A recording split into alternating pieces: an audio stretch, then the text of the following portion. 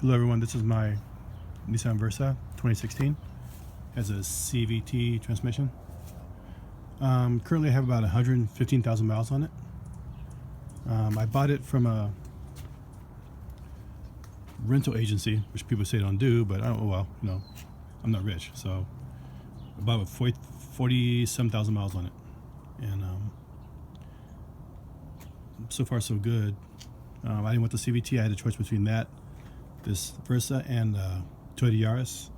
Now it's set on the Yaris because everybody likes Toyotas better, but my wife convinced me. They had like 10 Yarises to choose from, and this one just came on the lot, so my wife said get this one better, and so far so good. I have no issues with it too much. There's way more room in the back, you know, which is nice. Everyone who gets in it loves the back seat. My daughter's Jeep, Cherokee, you know, way better car, but they hate traveling in it. We go on trips or even an hour away, they want to take this one instead of the cool Jeep. So what does that tell you? You know, it's way more. People complain about it online. This car sucks and this and blah blah blah that, but you know, it is what it is. I mean, if you want to, if it's too slow, if you want a race car, you know, buy a, you know, BMW or Mercedes or something, you know, that they can go 100, you know, 0 to 60 in 3 seconds. That's fine, but you know, I don't care about that. All I care about is a car that, you know, starts every morning, can go 200,000 miles plus without transmission or engine failure. You know, what more can you ask? You know, and to show you, we have a Mustang, which I'm still working on, and a smog pump issue, so I'm not driving it to work. It was my daughter's car. It has 230-some thousand miles on it with the original engine, original transmission. Still runs perfect. I just need to get it smogged, and because my job I don't have time. This is my other vehicle. It's a 2000 Excursion. It has about 240 miles, 240,000 miles. It has original engine transmission, and what more can you ask? I don't really tow with it or anything, so a lot of the issues that these have, you know, don't have, like broken exhaust studs and blown plugs. Never had an issue, you know. So what can you say? You know, that's what I'm looking for in a car. Not blinding speed or anything else. I just want it to work every day. What more can you ask about that? I mean, if you're a racer, then you're not buying these. So today I plan to do a transmission fluid change, just half of it, just drain the pan. The dealership wants, I got mine done a little late because of money reasons and time. I want to do it like around 50,000. We went to the dealer and he said, very angry, how many miles do you have? I said, about 50. He goes, oh, it's too early. You have to do it after 60. You know, angrily go, wow, you know, excuse me, I'm sorry. You know, if I want to spend my money on a service, what do you care what the miles is? If I want to do it, I'll pay for it, you know. So I get it around 70, which is a little late. I did start to feel the transmission grab a little. You know, I'm sensitive to those things. I care. So if I notice if it's grabbing or acting weird, and it's starting to get a little grabby, which I can tell. It didn't make any noise, like no whine or anything else, but I noticed it, but my family doesn't, just me. But so we got it done. They wanted $400 for a full change, which is fine because I've seen the manual on how to do it. It's, you know, to hook it to the computer. It's 3-step system. You know, you got to drain and fill, drain and fill, drain and fill. It's a long process, and you know, so it should be $400. But they also offer, which I didn't know they offered, which was just a drain and fill for $200. But I said nope. I saved $400. I want the correct service for my car. I want you to do it the correct way. Okay, fine, thank you. And so I'm sitting there and expect to be there for a while. And with less than an hour, here it comes. The car's done. I go, wow, that's fast. Oh my gosh, you know. Looking at the manual, you can't do it that quick. It takes more time than that. But I was happy. So okay, so drove it home, and you could tell the difference. It's way smoother, like it's supposed to drive. And so I got home and I found a surprise. To drain the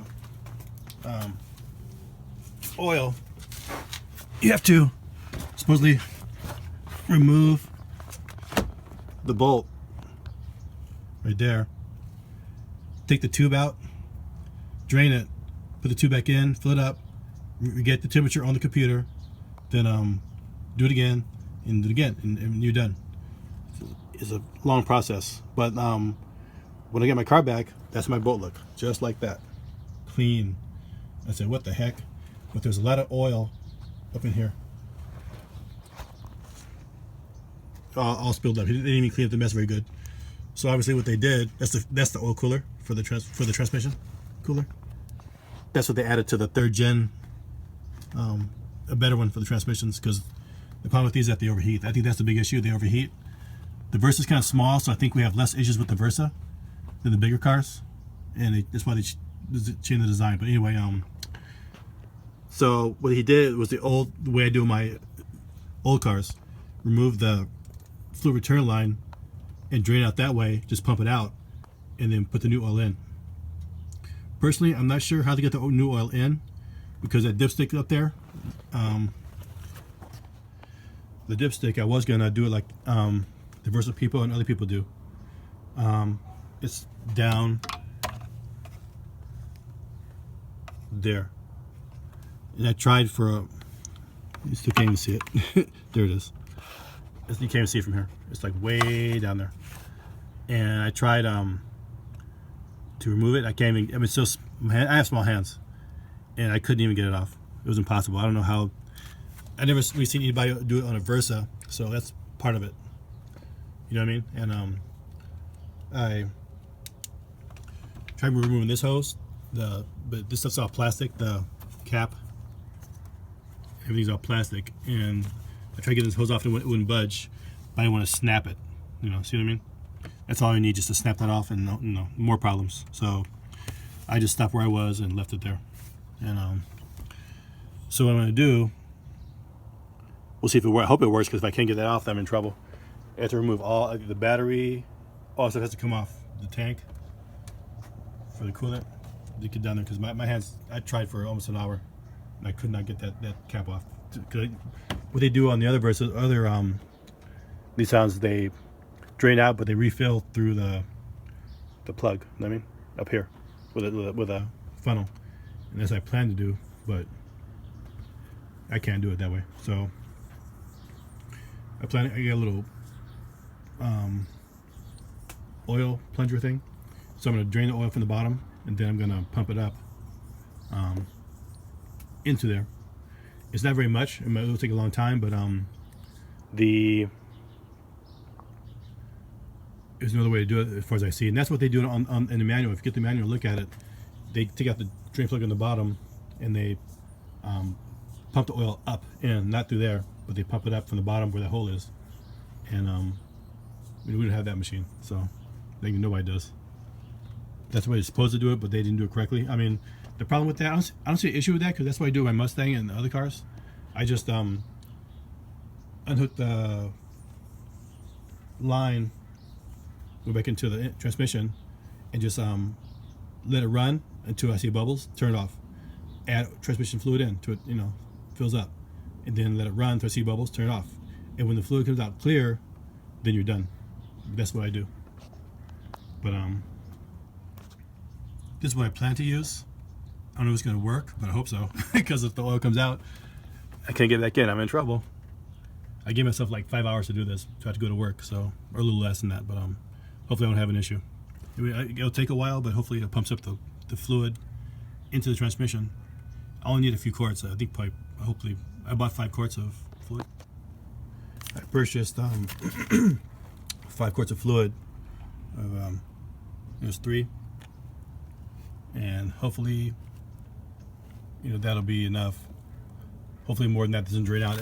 If it drains out more than that, I'm just gonna have to put some of the bad oil back in there, because it's expensive. I got it cheap. I mean, relatively cheap, but as you can see, it takes S3 fluid.